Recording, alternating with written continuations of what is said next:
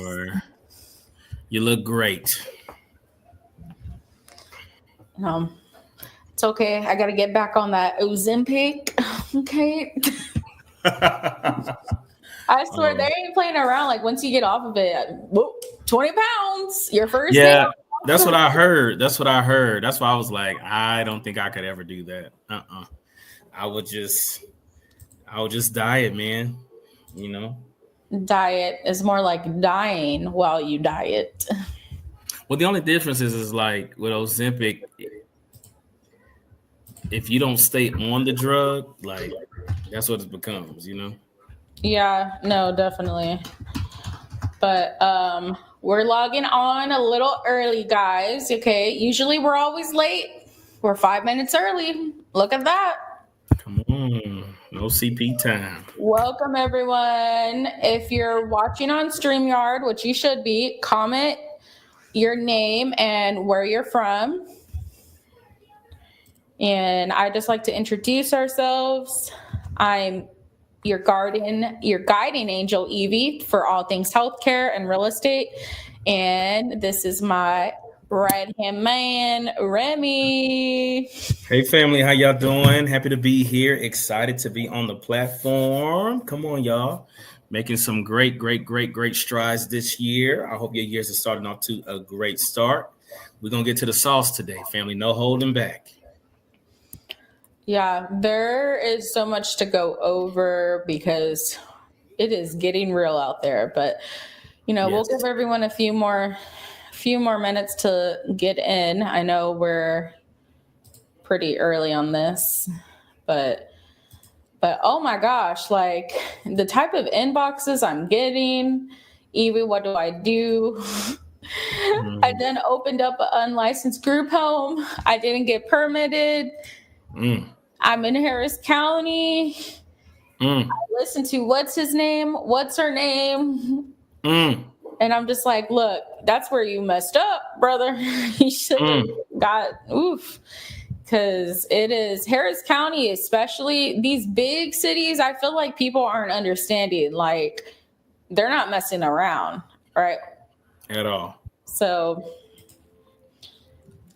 I need to get one of my APS friends on here because they'll break it down. Yeah. Like, no permit, you're getting kicked out. And let's talk about that because it seems like with a lot of these organizations, they are literally cracking down in regards to these programs. And I mean, if you have anything out of order, I mean, the audits that they are running, they are not playing no games. None whatsoever. None. But it's all right, family. That's why we are here today to clear up any misnomers, any misunderstandings. A lot of us have been misguided, unfortunately. So, let's see if we can work through those mistakes. Yes, exactly. So they got 2 more minutes to join. But I'm glad that we were able to do this last minute. Yeah. Because, I mean, if there's even some things that I can work on and work through, I would love the opportunity to do so. You know what I mean? I'm not saying that I know all, that I said that I know everything, but I do try to work through it at least. Yeah, no, definitely. Let's see. So who we got today? We got Rosalind Simmons. Good night, everyone. Oh, she's going to bed. She said good night. Let's wake up. She said it's too late. Y'all excuse me. My dog is on 15 if y'all hear him. Oh, Lord. Let's see. I mean, this is the nicest way possible, but stop listening to influencers telling you that you don't need permit to run your unlicensed group home / boarding home / care home within 2 people in Houston or any major city in the U.S. That is completely false. Yes, it is. You can only do so much once you get caught. Right. And that's crazy. That is so crazy. Yeah. Like it's weird though. Like just in the past month of this year, um, I've had like over 10 people inbox me like, hey, APF showed up or the city showed up. Most of it's coming from Houston, but I got people coming from like in Dallas, and I had a couple come from Austin that they were running they're told they could run an unlicensed group home by offering third-party services. And I was like, yeah, you could do that. Just get permitted, right? Mm-hmm. They didn't listen. They're like, Oh man. well, I heard from this other person, you don't need to be permitted. I heard, look,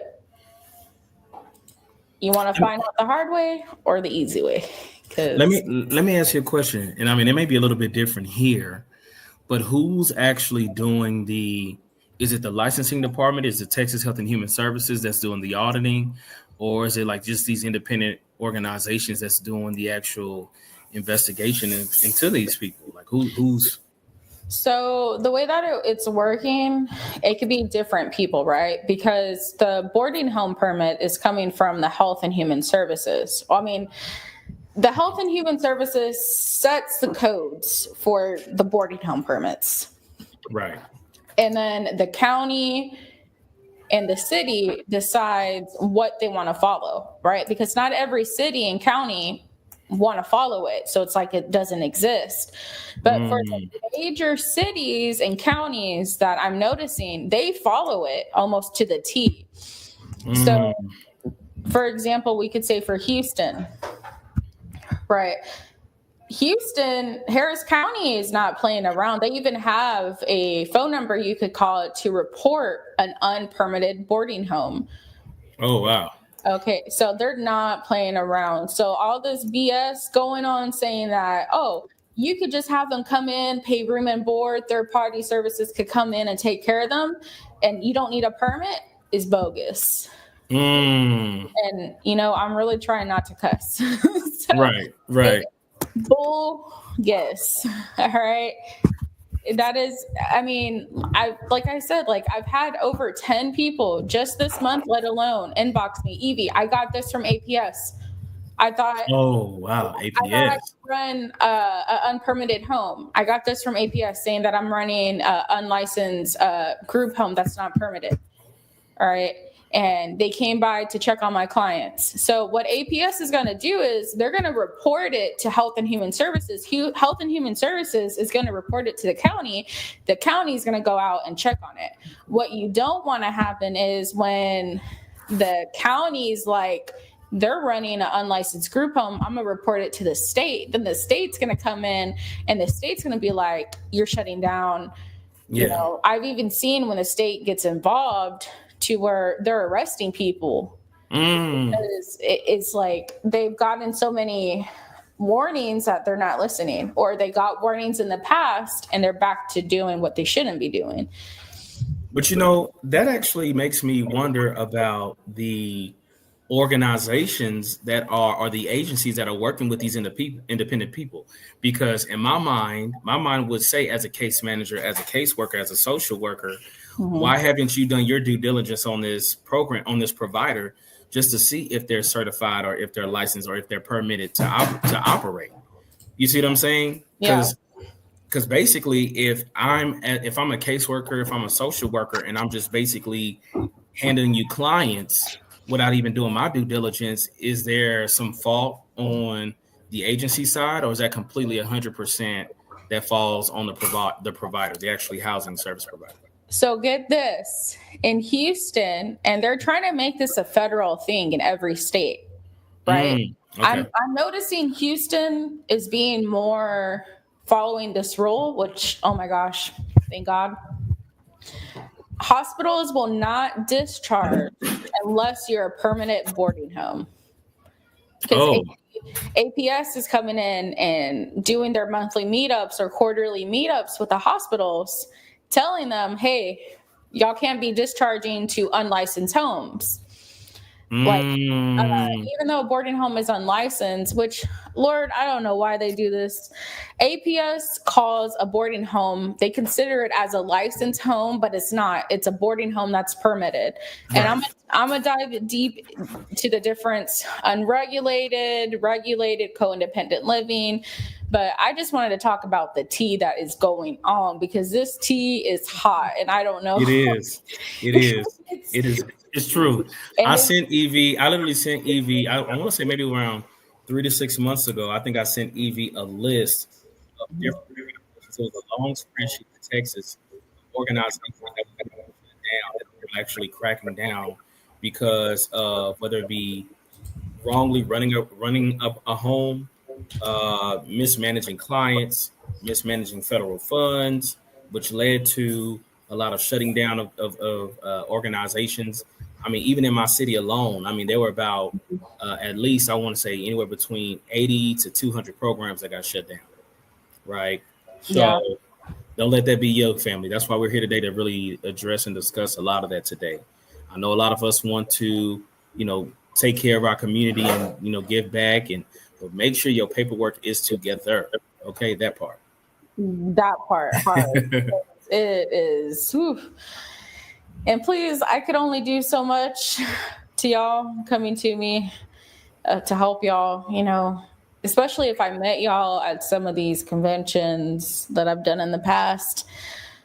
I try my best to help as many people as I can, but at the same time, I have a family, I have a business to run, and I am a consultant. So this is why Yes. free lives.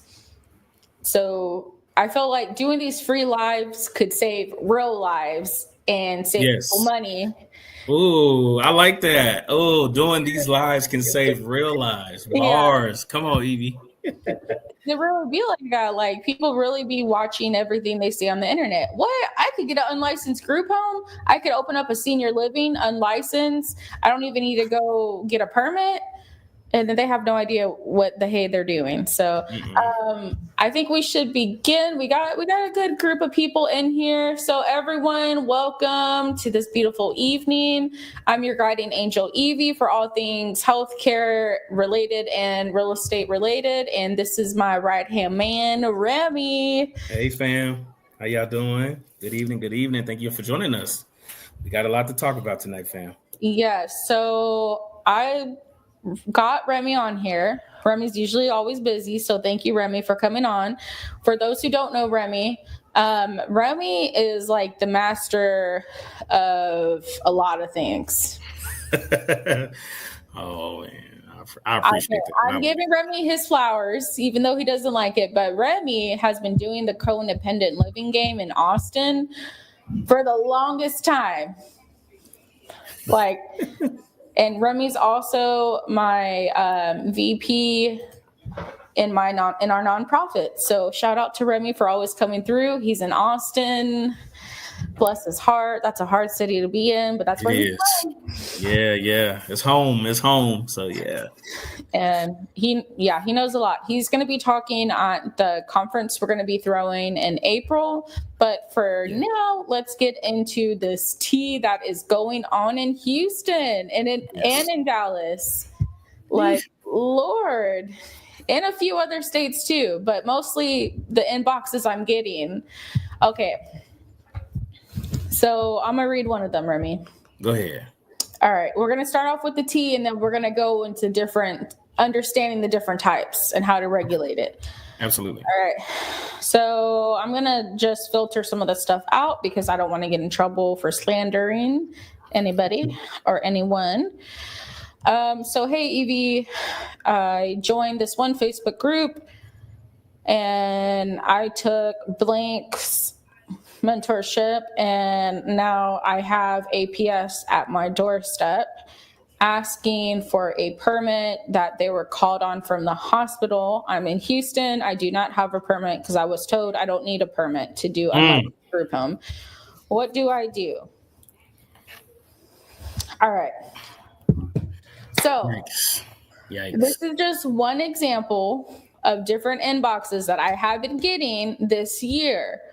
All right. So I think what's happening is people are joining all these new Facebook groups or old ones. They're doing all these different webinars, conferences, and I call it the unlicensed group home high, right? They see all these like influencers saying, you can make $1 million, you can make 500K a year, you can make this. Look,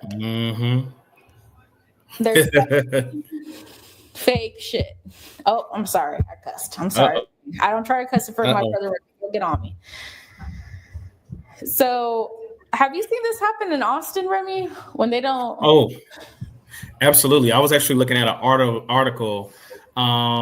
Basically, they are the city of, I would say the state of Texas all the way around. Just in general, there's been some organizations where agencies had 30 up to 37 people living in the home, right? And so can you just imagine the unsanitary practices? Can you just imagine code enforcement probably coming in or being called maybe on a weekly, the monthly basis or quarterly basis just to see how the conditions were? I mean, there's been people that have been utilizing homes. When I first got my first property and I was talking to the gentleman about doing something like this and doing a program, he said, as long as you're not changing my property around. And so I basically did like a corporate lease. And basically he was saying that the guy took out the furniture out of the living room and built like some type of frame of a wall just to make bedrooms, right? And then it was a 2-story house at that. So he had women living upstairs and had men living downstairs. Now, the level of fractures against that, right? You're not supposed to be having a co-ed space. That's number one. And then number two is, why would you try to cram that many people into a space? You know what I mean? And I mean, and the guy almost lost his house, the actual property owner. So, and he was very leery. And so these are the things, family, that happens when you're improperly informed, you know what I'm saying, and not told the truth. And there's a lot of people that have been telling you stuff that really probably don't even have homes themselves. They're just regurgitating information that they've heard. And we've seen that even in certain groups where people get a little bit of knowledge and then they want to start their own mentorships. Amen. You've been in the group 3 weeks and now you got the sauce, or so much of the sauce, and you out here just trying to redistribute information and you don't even have any homes for yourself. So, make sure you do your due diligence. In Austin in particular, like, you need to know your laws around that. You need to know what are the codes, and you definitely need to know the neighborhoods, know the communities that you're serving, know the demographics, and know what's acceptable in those areas. Because if not, you can fall susceptible to situations like this and you can be shut down before you even start. Exactly. So this is where I want to dive in to understanding the difference when it comes to a unlicensed home, to a unregulated home, to a licensed home, to a co-independent living home. All right. There's a huge difference in all the different terminology. So I want to start off with a co-independent living home, because what's going on is we got these influencers out there that they just want to make money for their conference. They want to make money for their webinar. They want to make money for their consulting business in general. And they're trying to falsify terms as you could open up a senior living unlicensed, right? And they're trying to teach you to do it under an unlicensed group home, right? And they're trying to tell you, you could have a third party come in. They're going to pay you room and board. You have a third party come in, keep it on the DL, on the down low. Don't look up your zoning regulations or nothing like that. And you could make $1 million a year. That's bullshit. Okay. It don't roll like that. No. All right. So a co-independent living home. Okay. A co-independent living home. This is what Remy is really good at doing. And this is what I love doing, because it's the fastest way to make money in real estate for whatever house you have. But I'm going to break it down. Remy's going to explain how he does his co-independent living home. A co-independent living home is a house where you're renting out rooms. That is it. You're renting out rooms. You provide zero services. Zero. you provide zero. I don't care. A third party comes in. Nah, fam, you don't provide any service. None. The moment you start providing a service, it's going to be a red flag as a group home, right? Because people don't know what a boarding home is. People are going to say, oh, I think they're running a group home. Oh, I think they're running it in inappropriate assisted living that's not licensed. A co-independent home is renting out a house. In that house, you're renting out the rooms. That's it. You don't provide no service. It's simple as that. I could go buy a 3-bedroom house, convert it into a 5-bedroom house, and rent each room out at $800. All right, and I'm making my passive income off of my real estate portfolio. Okay. Correct. So, Remy, give me some examples how you do your co-independent living homes in Austin. Yeah, absolutely. So to me, the first and the safest way to get started is think about it like a roommate situation, right? You want to create, some places are fully furnished. There's some homes that do it that way. But you want to start with basic furniture, basically, a couch, a TV, where everything can actually be shared, right? Make basically a bed. I like to provide individual privacy spaces for the occupants that will be in those properties. But the safest demographics that I like to utilize are normally like students, right? Students are probably the easiest if you have a property that's within, let's just say 5 to 10 miles away from a college or some type of a higher ed institution. Those are probably one of the most easiest because basically you're literally providing room and board, just shelter. Okay. Mm-hmm. Literally just shelter. You're only providing shelter, room and board. But as far as services, transportation, food, a lot of that, no, you don't do that at all. Because the goal here is basically to be accessible and affordable. That's it. Accessible and affordable. Now, you get to the point to where you want to start tapping into other forms of care and things of that nature. Well, then there's a certain level of education that you have to go through and training that you have to go through, a certain level of due diligence that you definitely have to go through. You have to know your community. You have to know your demographic. You have to know who you're serving. But specifically for me, when I started in San Antonio, the first property I got was in San Antonio, Texas, and we were literally housing UTSA students. We were literally housing UTSA students, and then we had 2 immigrant students that were there on educational visas for higher education. 2 Indian students and 2 UTSA students, and we was actually able to rent out the property. Very little to I would say very little to no maintenance at all. And we was able to rent out the property out from the original property owner. He drove trucks for a living. He drove a CDL. He spent so much time on his road. He just wanted to make some extra income, but he wanted to rent out his property and he didn't really know how. So when I told him a little bit about what I do, he was like, okay, this is great, right? So this is a way for me to make passive income on top of letting somebody utilize my property for the purposes of just trying to, give back to the community. And it just so happens that the students was we're probably one of the fastest and easiest to actually get acclimated with. So, and to get started in it. So usually 0 to no services. You're not providing any services, literally just room and board and shelter. That's it. Not even third party services. No, for home health or hospice. None of that BS. None. Okay. None of that. Yeah. Then, it's annoying because I'm getting calls and I'm getting inboxes saying, Evie, I'm doing co-independent living. I listened to what's his face. What's his face said I could have a hospice agency come in and provide care. I said, it's not co-independent living, sir. No. That's a boarding home, whether you like it or not. That it is what it is. Like, there's right and wrong in this field. So let's go to some questions about co-independent living. So we got Miss Howard. Do you need a permit? We didn't need a permit for co-independent living because you're just renting out rooms. So what is different than renting a house, right? That's co-independent living. And please don't call co-independent living unlicensed group homes. Yes, please don't. It's not. There's a difference. Yeah. There was one place, back in the old, way back when, group home riches. Yeah, group home riches. Yeah. So annoyed because I remember I took that class as a newbie, not knowing anything. And now that I look back at it, I'm just like, this is so wrong.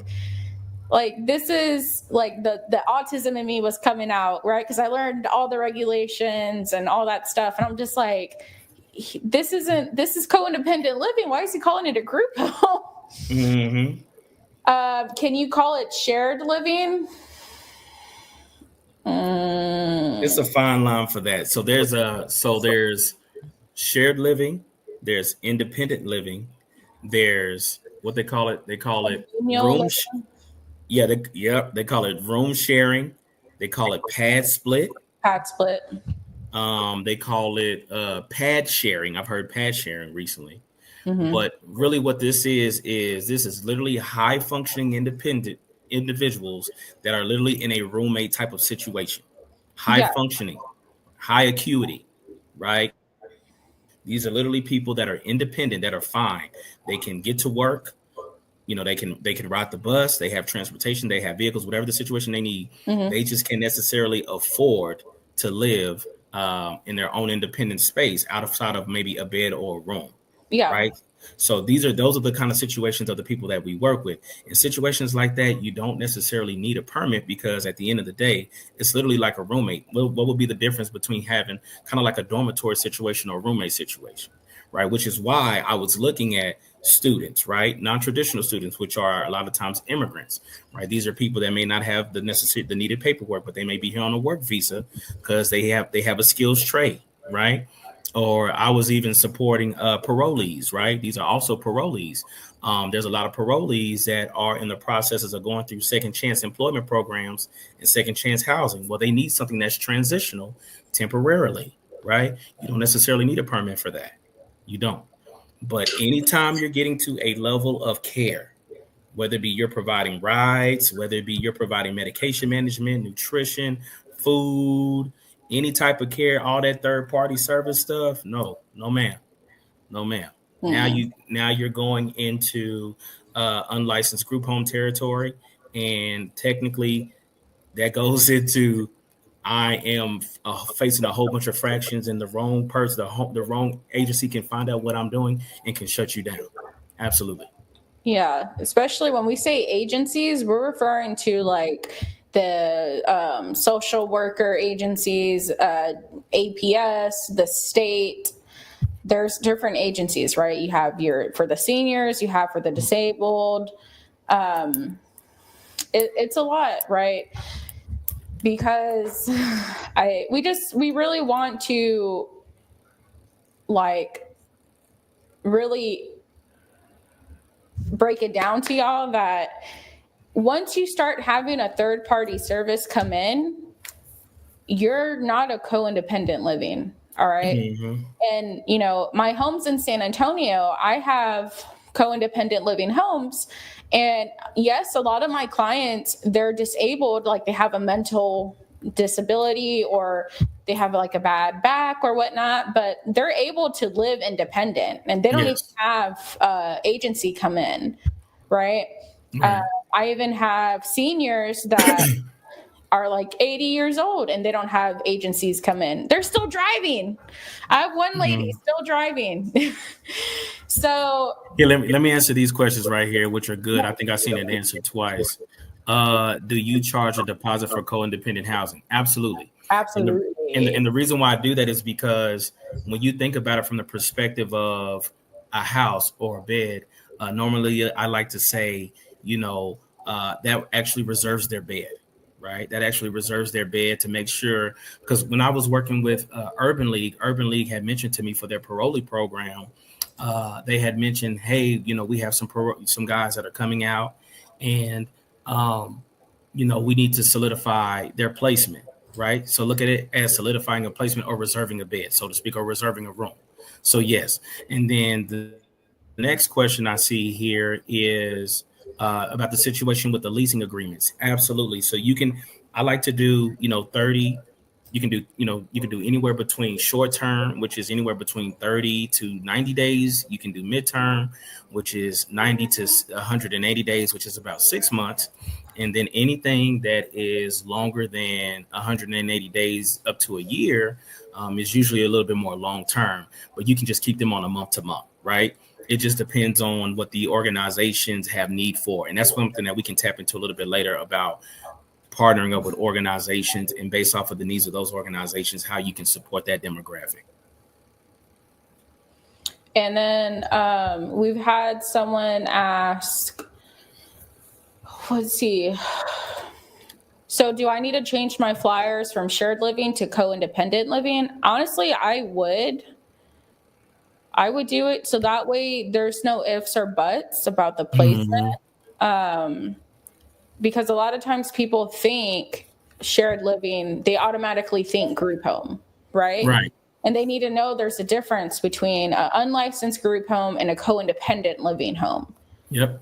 Okay. And if they're like, I've never heard of co-independent living, you could always be like, oh, it's like Pad Split. But Pad Split is a company that took the co-independent living idea and made it into an app to where they're renting out rooms for people who have different real estate properties. Yes, correct. Or if you did keep the shared living, go ahead and modify under the shared living and say these rooms are for high independent functioning individuals only. Like, specify that you don't provide any services. These, it's shared living, meaning this is a shared space. However, we don't provide any services. Everybody is high functioning, independent, high mental acuity, no sense of or need for care at all. Right. Yeah. Mm-hmm. And then we got the next one, James P. So everyone separately signs a lease, correct? If so, correct. For how long? How do you guarantee any money? So the type of agreement I do, it's more of a month-to-month agreement. And I like doing month-to-month. I put on the agreement that they have to give me 30 days advance notice. But I mean, honestly, my co-independent living homes, they might not cash flow as much as my luxury care homes, right? But I'll tell you what, my co-independent living homes, they stay full longer. The people there end up staying. And then what's cool is whenever the people in my co-independent living homes are like, Evie, I think it's time I transition to a care home. I transition them into one of my care homes.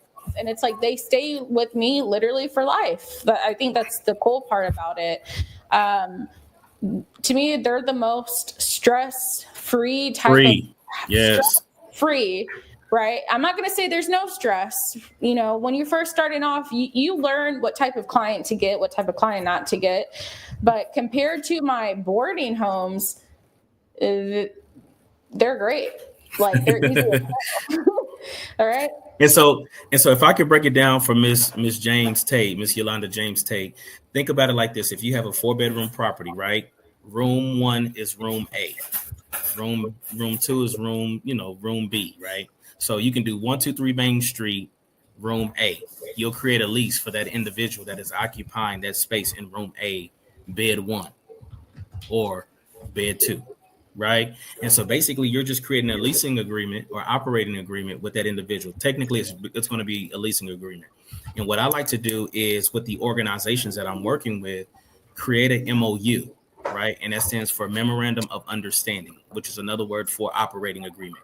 Hey, we are working in tandem with your nonprofit, with your agency to house your individuals. No care will be provided. Right. So you're letting them know. I'm not providing any care, just only shelter, just strictly room and board, right? Anything in regards to services will be completely on the responsibility of that occupant or of that tenant. If they have necessarily like medical needs, nutritional needs, and all that kind of stuff, that specifically falls back to the program that they came from or the case manager or caseworker that recommended them to you. Right. That solely responds. That responsibility is on them, not on you. You're not supposed to be going around getting medication and getting them screening and all that. No, that's not your job, because now you're literally become a group home. Right. You're not supposed to be doing that. And so, yes, you want to create a. I have three MOUs. I have the MOU with the program, the MOU with the case manager, caseworker, because just in case if somebody acts crazy, acts a fool, I don't want that to sever the relationship that I have with the program. I want to be able to, if somebody gets removed, I can just, replace them with somebody else that's probably looking for placement that can probably appreciate being housed versus somebody that, may act out or may have behavioral problems or issues. Um, but as far as a month to month agreement, do you We have some? Go Yeah. ahead, So Evie. if y'all want a free month-to-month agreement on how we do it, I need y'all to do something for me. One, I need y'all to go to the Facebook group of ours, Group Home Step by Step, add your friends, invite them, and then post in the group that y'all learned a lot from this live, which I mean, you are learning, it's not lying. And inbox me once you do that, and I will send you the agreement. Absolutely. So somebody asked, interesting, would you call a sober living a group home, or would it be its own category as a sober living home? Technically, in my personal opinion, it will fall under the category of a group home because technically they need their, to me, I'm saying just to me, in my opinion, outside looking in, I'm gonna tell you why, just to me. I could be completely wrong. So obviously Evie's the expert, but to me specifically, because they're receiving some type of service, whether it be spiritual development, some type of therapy, in order for them to work toward sobriety, right? Now, every sober living situation may not be different. They may have different things in different places for different people. Um, but oh, I'm sorry, and I didn't even mention the other MOU. Sorry about that, y'all. Listen, Miss Hayward, she listening. She said, "What about that third one?" Yeah, I'll go Nice back try, to the Remy. sober living. You keep talking about the MOU because I'm about to break down the sober living. Yeah, break it down, break it down. Technically, the third one is a combination of the MOU agreement with the occupant and a leasing agreement. It's basically like I just kind of merged the two, right? Because I basically put in there my expectations of what I want from the tenant, right, or from the occupant, and then just like you would with any other lease, right? If you're going for an apartment, a lot of us have had apartments before. They literally walk you through all the paperwork. This is all the disclaimers. This is all the questions and concerns that you may have. This is what we do. This is what we expect. Do you agree? Do you understand? And what they tell you to do, initial, initial. You sign and you date, right? So that's basically what I do. I set up an agreement and say, hey, no smoking, no visitors past this time frame, no loud music, be mindful of your roommates, be mindful of, just keeping the property clean, just because you're occupying this space, this is not your personal space. You might have a roommate depending on the need, just try to be mindful, right? Treat people how you want to be treated. You're just setting those expectations. And at any point, at any time, if they choose to violate that, right, they're not going to get no refund. No, because I clearly went through the whole list. I clearly went through all the expectations. I told you, you signed, you initiated, right? You wrote that initials right there. You said you understood. But anytime you violate it, I have the right to remove you without being reprimanded from the organization, which is why I put an MOU in place with the case manager and the case manager and the actual program, so that way they'll understand, hey, this person violated Mr. Remy's rules, section 1, line 2. No smoking, no drug or alcohol use permitted on the premises. And Things they like that. will try you, right, Yeah, Remy? they will try. Yeah, they will try. The first I week, was just they want outside.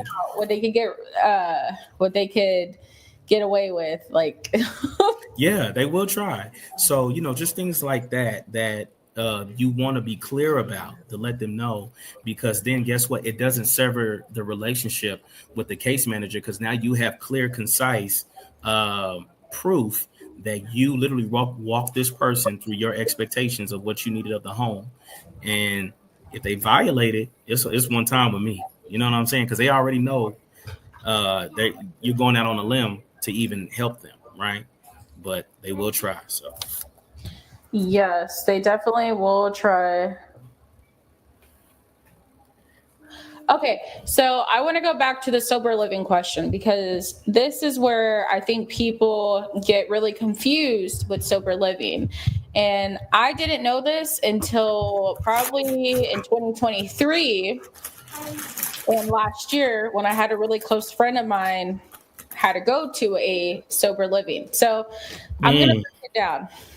All right, with sober living, you could definitely do a boarding home. You could definitely do a co-independent living home, and you could even do a hospital. But you need to understand there's different levels to sober living. So can y'all see this little picture here?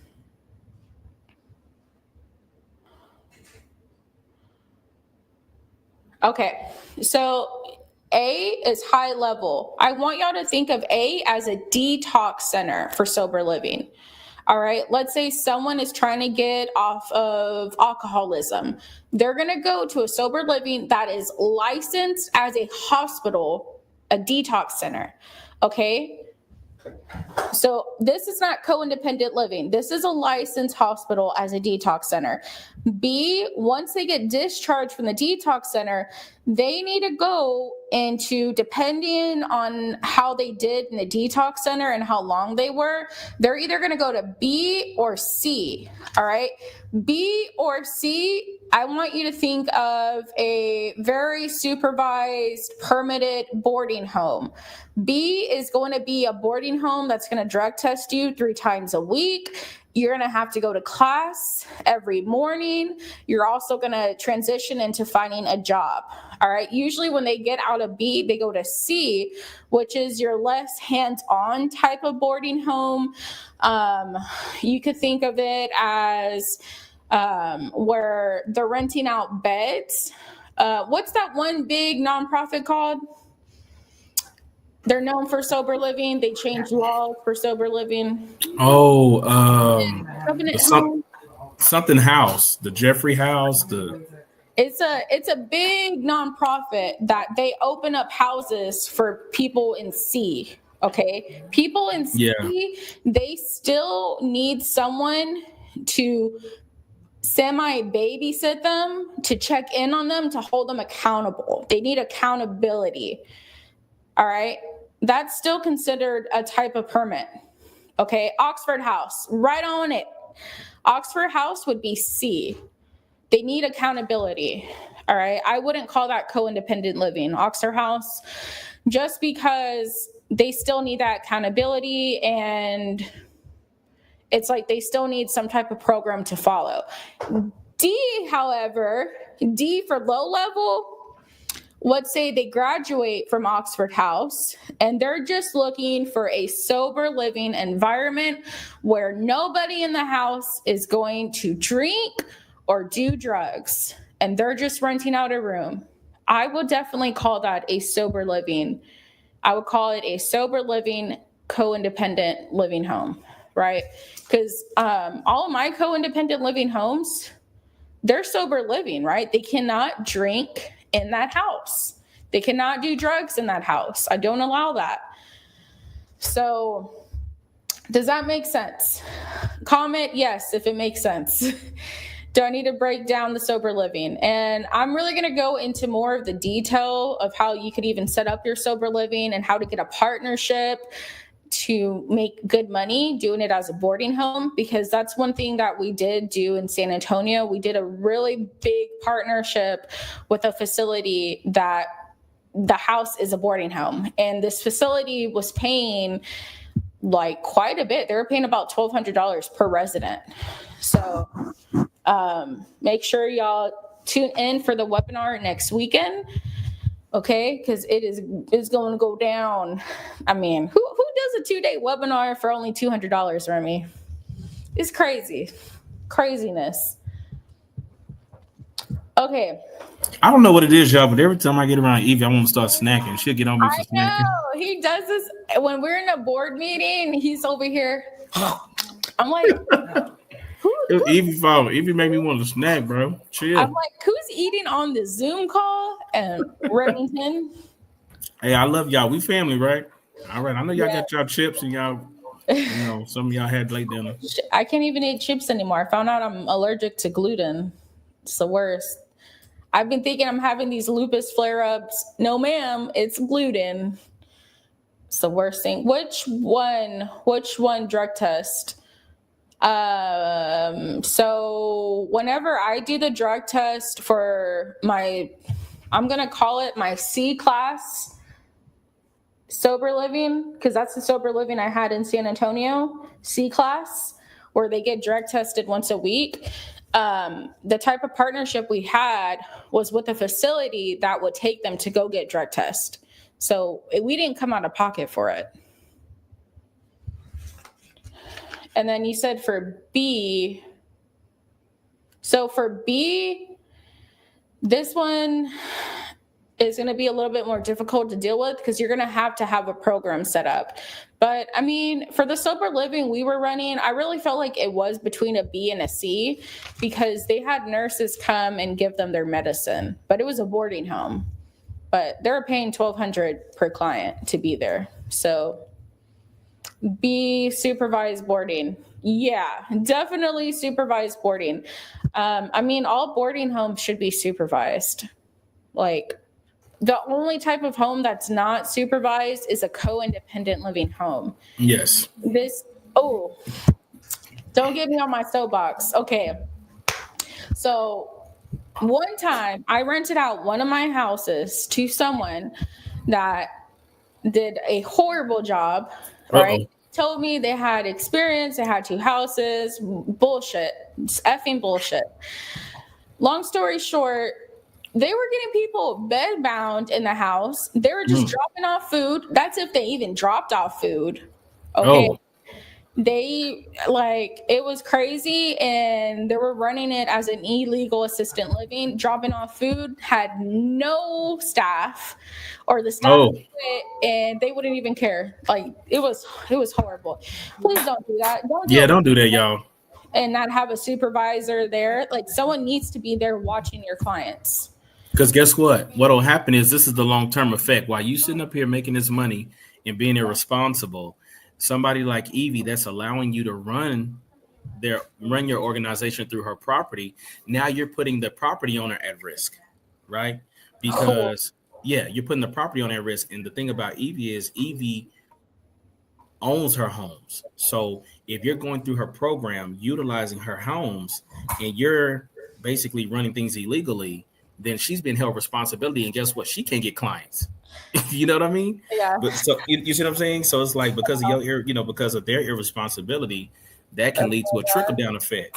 Miss Howard, she said, "You're cussing again." Look, I'm sorry. I'm like, this one, I'm taking these people to court and suing them because they put such a bad rep on that house that I had to literally go deal with the mayor. I had to go deal with the city officials, and they know that they're not over it, right? The state of Texas to this day shows up once a month. And you know what they're doing now? They're sending me clients to place in the house. Right. They know it's my nonprofit and not them, but it's just, ooh. But let's talk about that. So how long did it take you to really finally clear up a lot of the miseducation, the miscommunication, just all the mess that happened from that? How long did it take you to actually clean it up? How long and how much money, really? So it cost me 6 months, and it cost me about, I want to say, of kissing ass and taking certain people out to lunch and doing certain incentives for the city, like $6,000. Ooh. Yeah. Brother. That's why. And you know what's crazy is they didn't even pay rent for 3 months, and they ratchet as hell too. They want to be not telling me they moved out and stuff. Oh, don't get me started. Don't get me started. Man. Oh, somebody's jumping ahead. Jumping ahead. I'm telling. I'm sketching. She said how she's talking to Miss Tanner about partnering with programs. Do you have a partnership with a program, Anna? I do drug test, mandatory weekly meetings, food, etc. So I guess I'm like at BNC. Anna, do you have a permit? And what city are you in? Tracy family, yeah, $6,000. It costs money to get certain city officials on your side. Okay. And that makes me wonder, is everybody in here looking to provide services? Or do y'all just want to do independent? Yeah, do That's y'all what just I'm want to trying do to figure independent? Do out. y'all want to do more hands off? I get the property, I maintain the relationships with the programs to get the housing, or would y'all actually rather run a program? You know what I mean? Being a service provider and getting permanent license, which can take a little bit longer, but Mhm. it's work. Oh, that's cool, Anna. Here in California, they don't require any sort of licensing permits here. At least that's what I'm aware of. Uh, Miss Hayward says, "Stop telling." hey, I mean, there's certain little towns, right, that they don't know what a boarding home is. But the thing is, you got to get it on paper stating that they don't require any permits, any licensing. And I say get it on paper because just in case the state comes in and says, hey, why don't you have a permit or whatnot? And then they get after the city, and the city comes in and says, oh, I told them they needed one. And then you have an email stating, we don't need anything, then Yeah, your butt is covered, right? yeah, So I've personally dealt with that in Texas, small towns. So, yeah. Well, listen, I was going to say this, and I'm going to let you continue, Evie, but I was just thinking for a lot of those that want to be licensed, which is fine, get permitted, be licensed, do what you need to do. Personally, I believe that unlicensed independent living is better because one, you're getting your feet wet, you're getting familiar with processes, right? Then I feel like there's an opportunity to really develop the rapport and the relationships with these agencies, depending on where the need is. Now, if you already kind of have some type of pre-formal training, you've been in the medical field, you've been in the mental health field or something like that prior, and you kind of have a understanding, and you're just looking for somebody like Evie to really guide you through the Medicaid waivers and how to become a payee and all that kind of stuff. Absolutely. If you have the passion for it, pursue it. But I just kind of feel like for me, I didn't, to me, it was about the real estate for me personally. And I just knew that I wanted to do purposeful housing. How can I use my real estate portfolio to be an asset to the community? That's what I was looking to do. And so it just so happens that a lot of the people that I was serving, there were contracts available for it. There were programs that actually do original services, that actually do services in house, and all I had to do was housing. There's a multitude of opportunities here, but just for me particularly, the reason why I got into it was just strictly because I had a love for real estate, and I was just looking for an opportunity to use the properties really geared toward affordable housing. that's awesome. And I forgot to tell Remy congratulations on his sub 2 deal. Hey, come on. No money out of pocket, no credit. He listened to Evie finally. I And always listen to you. I know, but I just like messing with you because I swear people be like, Evie, you don't know all this stuff. And I'm like, bro, I have like over $1 million in assets in real estate. Well, not in my name, in the trust that we created, but don't get nothing in your name, put it in a trust. You know what I'm saying? But still, Yes. congratulations from me. It's a big deal.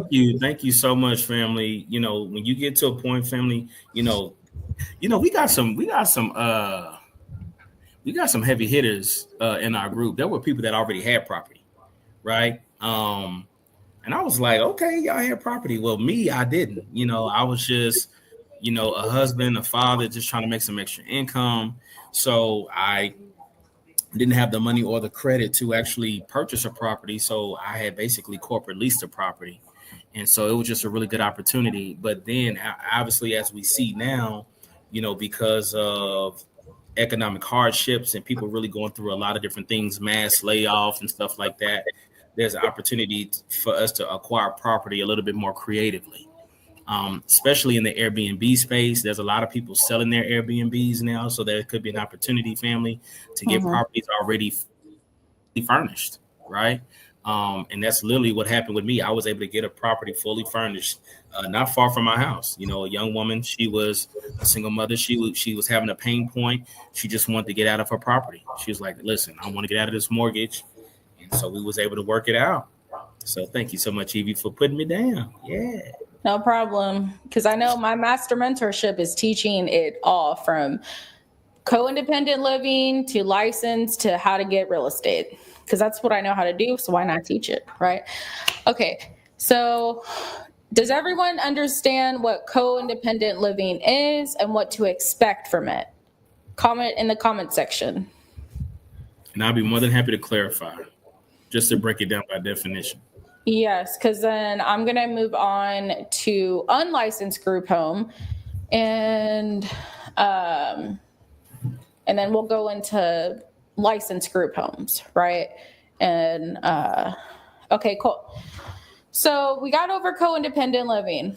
Now we're going to talk about the big thing everyone wants to do because, yeah, unlicensed group homes. Unlicensed group homes is basically a jump up from doing co-independent living, right? You're charging people room and board from their disability check or their retirement check, and they're paying room and board, which ranges from $750 to whatever amount you want to charge them. Okay. And you have to get a permit. Unless your city or county puts it on paper, you do not need a permit, then you don't. Like this other lady said, she didn't need a permit for her sober living that she provided, care and stuff too. But I'm telling you, these big cities, they're not messing around, man.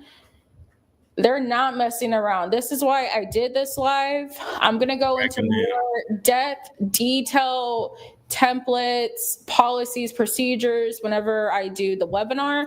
But for the time being, I want y'all to know if you're running a unlicensed group home and you're providing any more services other than room and board, either directly from you or from a third party, you're a boarding home. And you need to be permitted.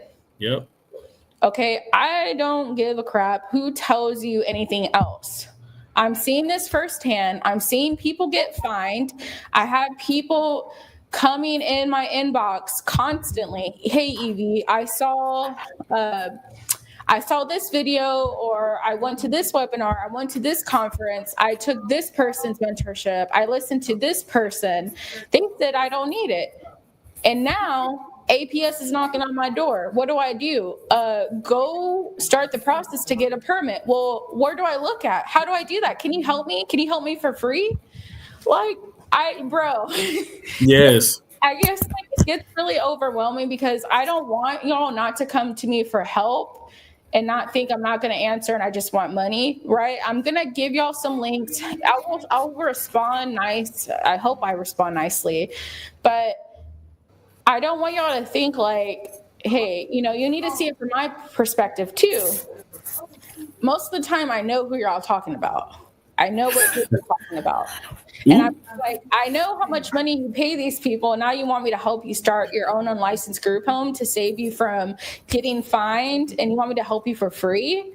At least pay for the $200 consulting fee. Right? Because during that time, I go through and I show you, hey, this is your county's regulations. This is what you got to follow.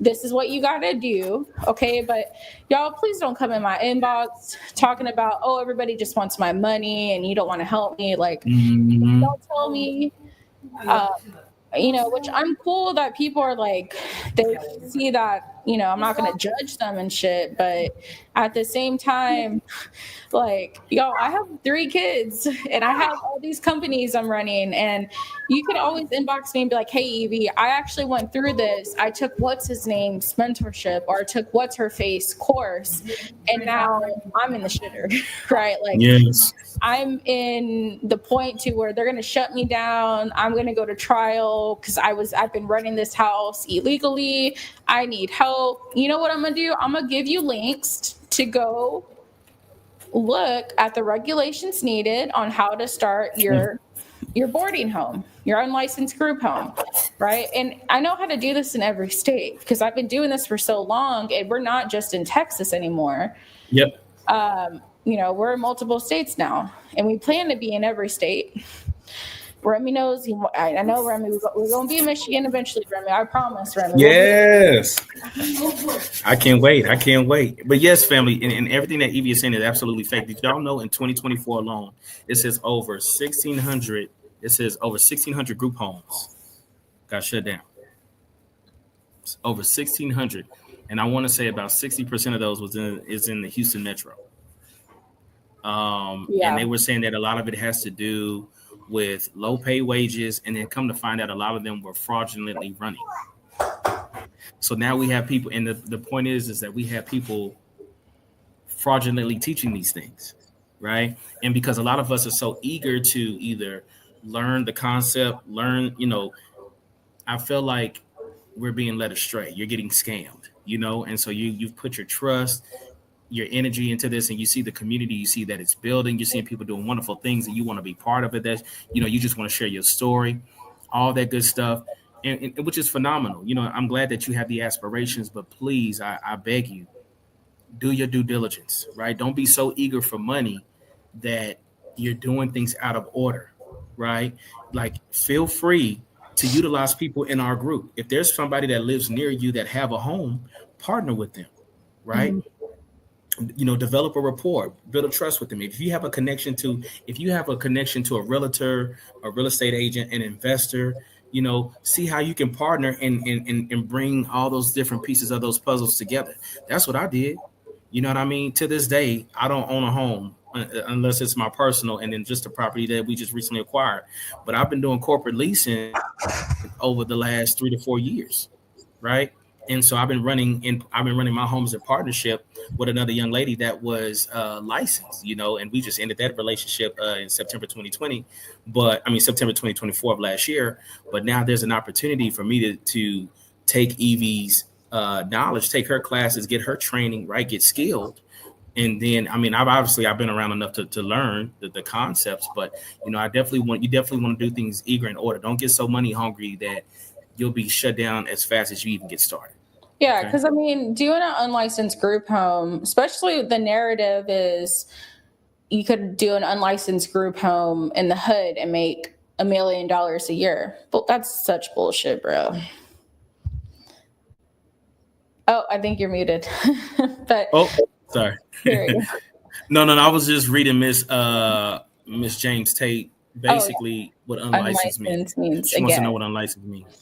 Okay, so unlicensed means you're providing room and board in the house, and you're providing a type of service as well in the house, meaning you're either giving them transportation, you're doing a case management with them, or you're cooking their meals, medication management.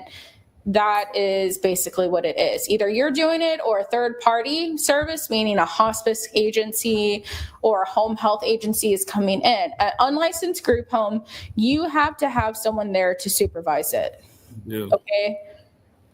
All right. I don't care if someone says, well, I heard you just need a house manager that's there during the day and nobody there at night. No, don't do that shit. No, don't do that. Don't do that. Don't do it. That's gonna. Y'all got Evie cousin. Yeah. Oh, I'm sorry. Oh man, you know how I'd be talking about my team informed me. Just know Remy is one of the teams, and he'd be telling me, Evie, come on now, you cannot start a conference with Jesus and then in the middle of it be cussing. Yeah. And I'm like, oh, I'm sorry, Remy. We gotta stay consistent, right? We gotta stay consistent. I'm trying. Especially in the church, right? She's like, Remy, I just want to do it in the church and I just want the presence of God to be there. And then the Evie drop an F-bomb. You're gonna be like, Jesus gonna come down and slap me.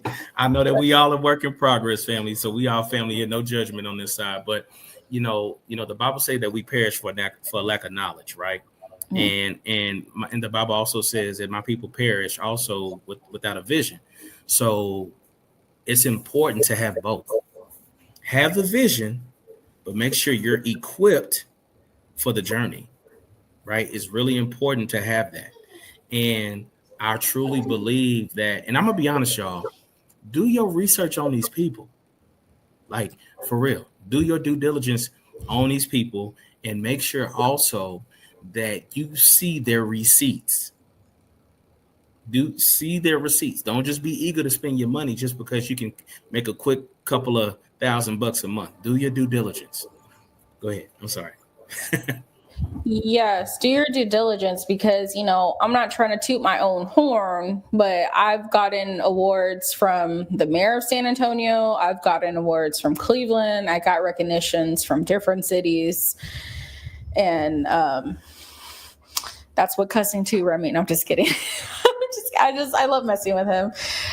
Okay, so Latanya Hayward. Unlicensed means you provide service. Unlicensed means you're providing something other than room and board. Okay, so let's go back to co-independent living. Co-independent living, you're just room and board. You're not providing nothing extra. All right. Unlicensed group home means you're providing more than room and board. All right. Services, I don't care if you're just cooking for them. That's an unlicensed group home. That's a boarding home. Okay. I don't care if you're driving them, giving them transportation. That is a service. All right. If you're providing them, and a permit is required, yes, you need to contact your county and your city.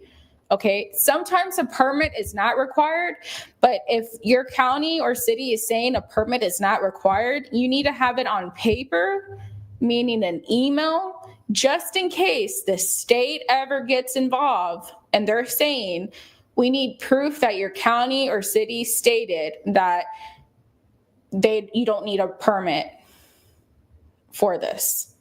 Okay. And the reason why I'm saying this is because I've seen it firsthand. This happens, right? And no matter what you do, you always want to cover your butt with a paper trail. Like, I save all my messages. Nothing gets deleted in my phone. It goes straight to another cloud just because. So, unlicensed mean you provide service. Yes, you provide a service. Co-independent living means you're just doing room and board. 0 services is provided. Okay? 0. Unlicensed group home means at least 1 or more service is being provided either through you as the owner or through a third-party service. All right. Another thing I really want to address, and this is where we're going to transition.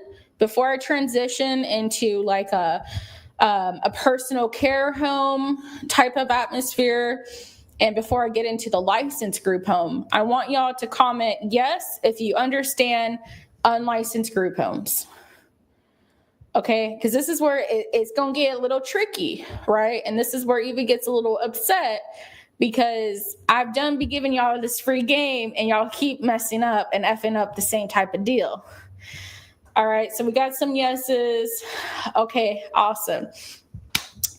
Y'all, in an unlicensed group home, you do not give any type of personal care services from you as the business owner directly, okay? The personal care service means, right, there's regulation on what it means. It means helping someone bathe or changing someone's hygiene or giving someone medicine in the mouth, okay? That's personal care service. That's the regs on that. All right. Doing case management or cooking for someone or cleaning or doing their laundry, they don't look at it as a personal care service. Okay. Helping with ADLs. Yes. But that's where it gets tricky though, Wendy, because ADLs could be multiple things. Cooking and cleaning is not a personal care service, right? That's just cooking and cleaning. Personal care services are giving someone medicine in their mouth, giving insulin, okay, helping them take a bath, helping them take a shower, changing them, All right. Those are personal care services. Those personal care services can be provided, however, through a third-party agency, a home health care agency, a personal care service agency, a hospice agency could provide spoon feeding. Thank you, Priscilla. I almost forgot spoon feeding. I knew I was forgetting something. I was like, okay, I know. Okay, thank you. All right. So this is where people are getting, I think, the confusion, or the person teaching them isn't breaking it down, right? Because sometimes I notice too, like these people that are getting told this information, their mentees are scared to tell them they don't understand because they're scared of them, right? Which I kind of get that on some of the people that they complain about. But so personal care services are provided through a third-party agency in an unlicensed group home. One thing, though, that y'all need to stop doing, if you're doing this, you cannot take anyone that is bed-bound in an unlicensed group home. If they cannot evacuate in a timely manner, they do not belong in an unlicensed group home. Okay. Yes, you could take people in wheelchairs that are able to self-transfer by themselves. Okay, that's fine. But if they are bedbound, they cannot be in an unlicensed group home. That's not allowed. All right. So comment below if you understand what I just said. Actually, I'm going to quiz you. Can you take a bedbound person in an unlicensed group home? Comment below, yes or no. Let's do a quiz. Can you take a bedbound person in an unlicensed group home? No. No. You cannot. Can you take a bedbound person in a personal care home? Yes, you can. A personal care home, this is what we're going to dive into next, okay? A personal care home is different. All right. And this is a different terminology as well, because a personal care home can mean something else in a different state. A personal care home I'm referencing is what the state regulations says you're allowed to take care of someone in your own house. All right. In Texas, it's 3. Right? But recently, Houston, which I'm putting on my little lawyer hat, even though I didn't go to school for that, but whatever. In Houston, they're saying, state of Texas, it's no longer 3. In Harris County, it's 2, right? Harris County is now coming and saying, you got more than 2 people, you need to be permitted and you can't get a bed bound. And let's see, Tasha Green, if you want to do an unlicensed group home but also have a PCS company, can your company provide the service since it would be a third party? Yes, this is what I've been telling people. I feel like if you want to do an unlicensed group home, and because you need to understand, you're not going to profit big. Unlicensed group homes make their money by having multiple houses. Licensed group home makes money by having one house. Okay, it's a difference. All right. If you're gonna do a unlicensed group home, I always tell people open up a home health agency for personal care service and stack it. Okay. So back to what I was saying about a personal care home in Houston, you're only allowed to have 2 now in Harris County. Now, could I fight that if I got in trouble with the state of Texas? With Harris County? Honestly, I would fight it. That's just me. All right. I would fight it because I would be like, according to federal regulation, Harris County, you could kiss my ass because it says 3. Okay. Sorry, Remy. Okay. I'll behave. All right. So, and let's see, let's look. Miss Howard, this is the same as an adult family care in Florida. Yeah, adult family care home in Florida. If y'all, I actually know how to do adult family care homes in Florida. I actually really love Florida. Miss Howard, I don't know if you have a family care home or not. If you do, I highly suggest you looking into the home and community base waiver and getting clients from that, because the waiver pays is like $4,300. Oh, you don't? Okay, well, it's a really good program to do. Adult family care homes in Florida, they have to be done in your own house, but it's great. Okay, so let's look at, you called ACA asking about it. Yeah, they're not very friendly, are they? Rosaline Simmons, you're in Florida. Awesome. What's the waiver called? Home and community base. That's going to be part of the mentorship program I'm going to be releasing, because I'm in Florida myself. We have 2 homes there. So it's great. Okay, so would that be the HCS waiver in Texas?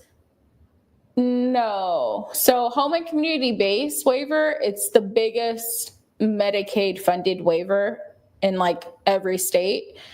In Texas, that is one of the waivers that's called, but it's totally different in Florida. Florida, totally different ballgame. What part of Florida? Fort Lauderdale. So Tracy Finland, so is it best to do a home health so you don't have to have a house and get more clients? No, not in Texas. I only told people to do a home health agency for personal care services if they have a unlicensed home, because I don't want to be like one of those influencers that are like, oh, open up a home health agency. You can make $1 million. You can make $1 million. Because that's not the truth. Every state is different. And I'll keep it real with you, not in Texas. Do you have any homes in Tennessee? I don't. Do you have any insight for Louisiana?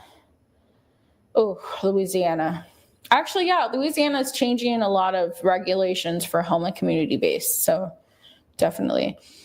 Okay, so let's go back to the personal care home, right? The personal care home really comes out to what your state regulation says is okay to have in your own house. Okay? So in Texas, the regulation is 3, right? In Florida, the regulation is 2. So that is what that means. That's an unregulated home. All right. So I want to go to licensed group homes now. Licensed group homes, I think licensed group homes and getting licensed is getting such a bad rep by certain people. And I want to know why, because I don't know about you, but. Agreed. Yes, I agree. I mean, you know what? I take that back. I could see why. In certain states, assisted livings don't pay, Medicaid does not pay well for assisted livings in certain states. Okay. Texas is one of them, but this is where Texas pays really well for licensed group homes, right? And in Texas, we don't call it licensed group homes anymore. We just call it certified group homes. But I always say I know how to do a licensed group home because people don't know that different terminology has changed. But licensed group homes, right, that are going to house either the mental health or the special needs population, the starting rate for a low-leveled, high-functioning client is like $5,500. Okay. All right. So licensed homes that can accept Medicaid funding are worth it. All right. Licensed homes that can accept Medicaid funding, whether it's called a group home, whether it's called an adult foster care home, whether it's called an assisted living. If they could take Medicaid funding from the home and community base waiver, I bet you it is worth it, because the average rate for the home and community base waiver is at least $5,000. All right. So show me, I mean, the math doesn't lie. You got average rate $5,000 per high functioning individual compared to a unlicensed home average rate $750 per bed. Okay. Right. So let's look at some questions. All right. Kiara Reed, do you have to be credentialed by Medicaid to get the HCBS waiver? Yes, you do. You have to be a Medicaid certified to get the HCBS waiver. In some states, you have to get the house licensed or certified. Then you get the green pass to get the Medicaid credentials. Every state is different. This is why I created my master mentorship program, because I want to help everyone based off of their state. Tracy Philliman, I agree with Evie. I'm assuming she agrees with me with the home health thing and not just thinking you're going to make $1 million off of a home health agency in Texas, right? And Laquita Howard, home and community base, you bill Medicaid. Yes, home and community base is a Medicaid waiver. It's the highest paying Medicaid waiver. Every state has different types of Medicaid waivers. Also, some states break up the different types of funding for home and community base. That's where I come in, and that's my expertise. My expertise is the home and community base waiver. Okay, that's my expertise. Like, that is how I got into the business. That's what made money. That's what I'm sticking with. Miss Lupkin, Florida, it's iffy when you own the home under one business and provide service with your name on it. So I would do is create an S Corp for the business you own a home health company with. And then the business that you have the boarding home in, I would do that under another S Corp or an LLC. What about Georgia? So for Georgia, you need to have a licensed home, and then you need to get Medicaid, certified to provide Medicaid for home and community base to be a provider. Rosalind, you have an adult family home. That doesn't, nothing. Any insight on Michigan? In Michigan, you have to open up an adult family care home, and you have to get certified to provide the Medicaid waiver. Belinda, I would love more information on your mentorship program. It's going to be ready hopefully by the 27th. I'll have it launched and ready to go. Probably by tomorrow, I'll start taking people to save their spot for it. I am going to be really picky on who I let in the mentorship, because I learned from the HCS program I did that, if you're going to do something, do it. Put in the work to do it. Don't just show up a few times and not do it. I mean, I know you wasted your money, but to me, I want to see results if you're going to buy something. Even if, I'm not just doing this to make money, because most of the proceeds go towards the nonprofit. Yep. When does the mentorship for other states come available? At the end of the month. What's the cost of your mentorship program? How long it is? So I'm going to have two different types of the mentorships. I'm going to have a 6-month one, right? And I'm going to have a 1-year one. So the 6-month one is going to be $29.94. It comes with weekly calls, policies, procedures. Literally everything you need to be successful, hold in your hand step by step. The 1 year one is going to be $49.94, and it comes with weekly calls for 1 year. Policies and procedures. You get unlimited access to the Facebook group to ask questions, all that fun stuff. Do you need to have proof of funding reserves before you start an HCS home in Texas? For IDD, you do not. For mental health, you do. I already answered that one. I did try with HCS for ICF. Okay, they don't do ICFs anymore. I was told they haven't been able to partner with any homes because of lack of funding. He said it's been like that for 10 years, anything. So, Anthony, ICFs, we don't do ICFs anymore, right, in Texas. They have homes that have ICFs, but so on a national level, they're going to transfer over the ICF's homes into the funding base of home and community base. All right. So ICF homes, we no longer want a institutionalized setting like an ICF home. We want a community home, a group home.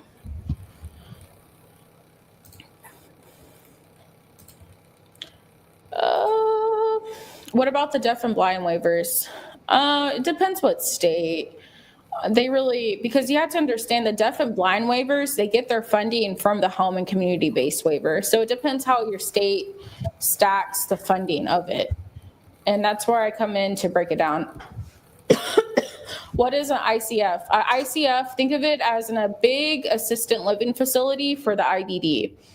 So, I mean, on a national base, ICFs, they're trying to get rid of. They're trying to make it into a more community-based group home. Okay. What's the difference between a licensed assisted living and home and community-based living wise in Texas? Oh, that's easy. Simple. Assisted living, you don't get paid shit from Medicaid. They only pay you $1,500. Community-based in Medicaid, they pay you $5,500. Starting $55. Deaf and blind waivers for Texas, I think, is shit.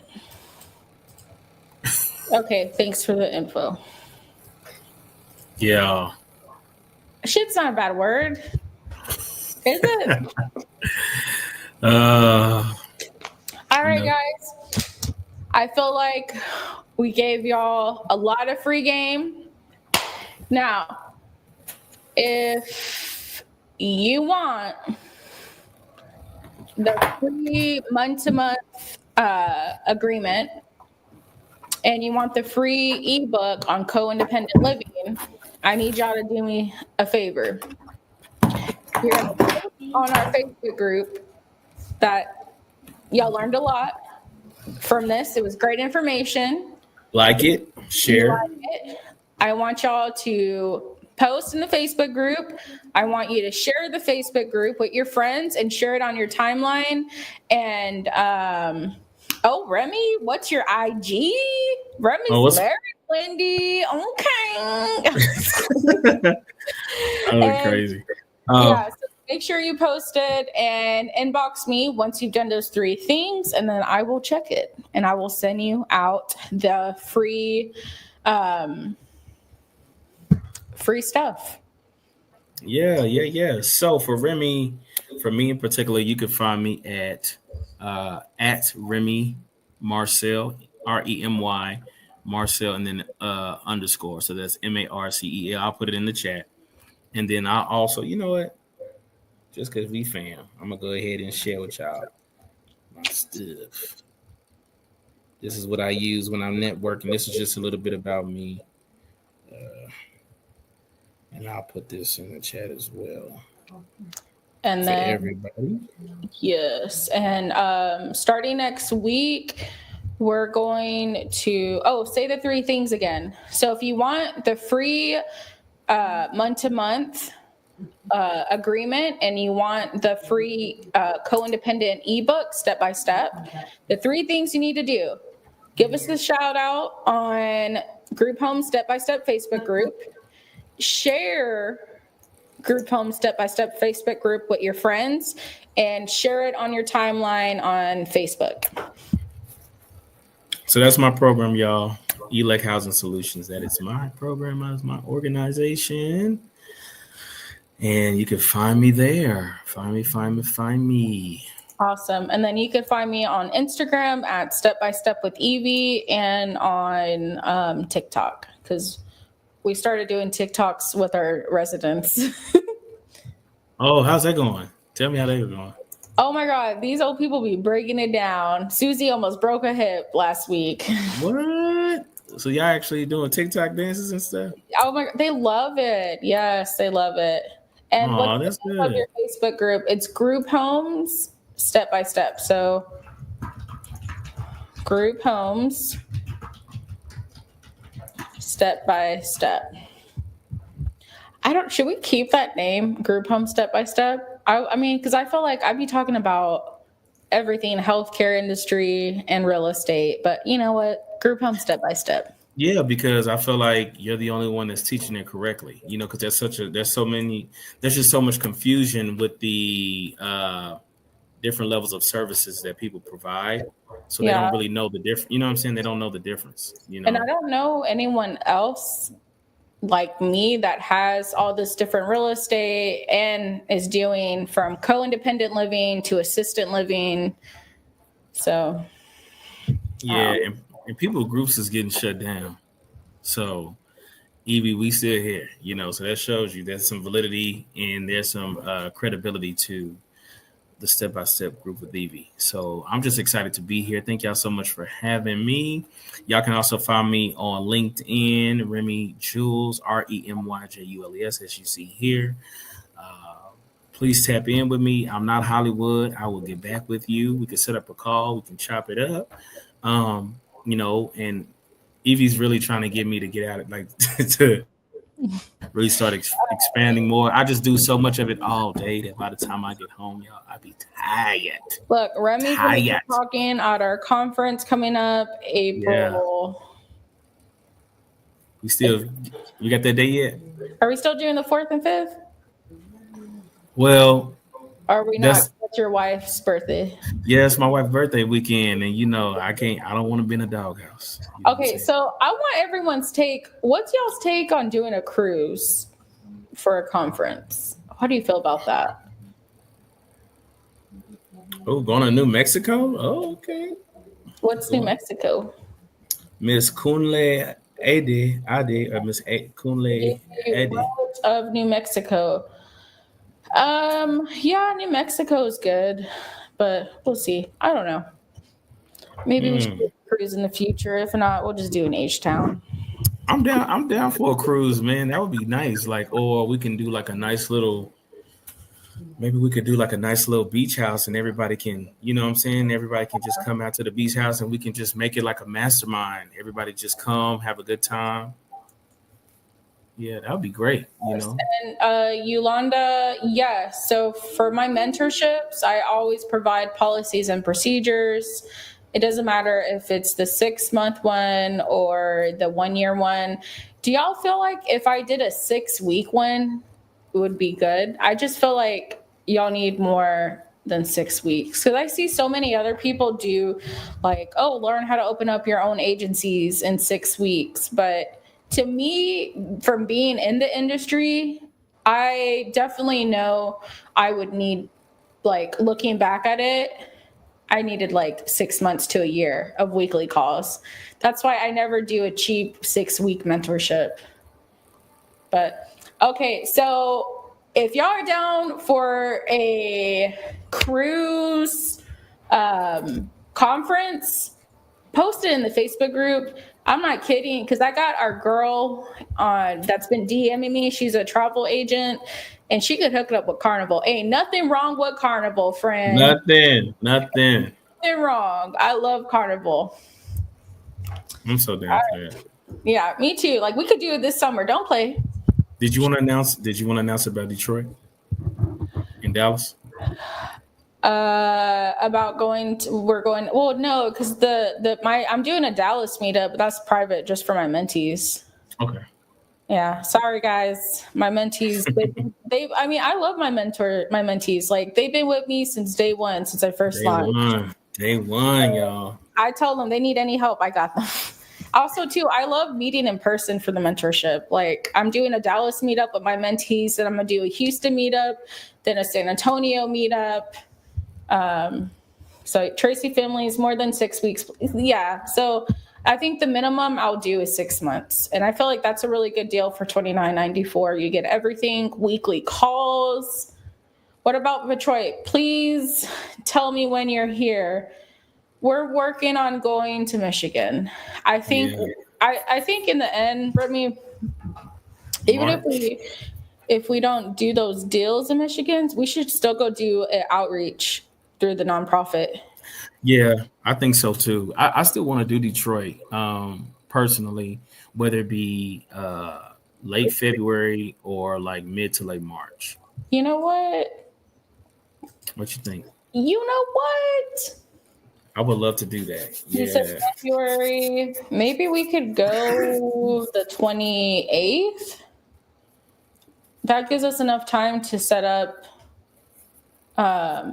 outreach stuff, because we do need to do outreach out there. Yep. Mm-hmm. Yeah. They ready for us, man. Look at Miss Kiera Red. She said, "Come on, Okay. come on, Claytus. Come on, Claytus." Yes, I'm feeding the homeless Sunday. Oh, that's awesome. All right. So I see a lot of people talk about Carnival Cruise. I'm down for Carnival Cruise. Even needs a vacation. Yes. Yes. All right, guys. Well, I hope y'all have a great evening. Thank you for tuning in. Oh, hold on. Somebody at Miss Ada Azabuike asked, "How do you get to become a mentee in Dallas?" I'm in Dallas. So it depends on what you want to open, right? I mean, because if you want to do the licensed group home route, I already have a mentorship for that. If you want to do more of like the boarding home, I'll have a mentorship for that. So I think I'm going to have the mentorship prices too, based off of if you want to do a boarding home or if you want to do a licensed home. Mm-hmm. It could also be on a yacht.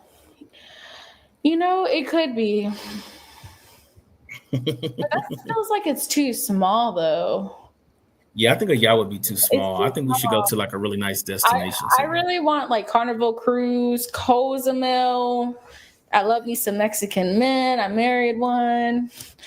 You know, I'm just kidding. And I got 3 kids too. I don't want no yacht. My kids gonna be jumping off the yacht, going into the water. Oh, sure. Let's keep it PG. I want to be licensed. I have a house. Okay. Well, inbox me on Facebook and I'll get you connected to the mentorship. Okay. All right, guys. I hope you have a good evening.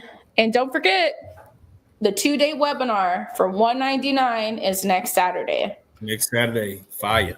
We're going over, think of it as a mini crash course, big ass conference in 2 days for only $200.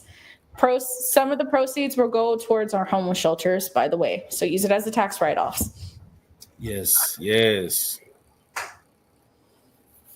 All right. Bye, everyone.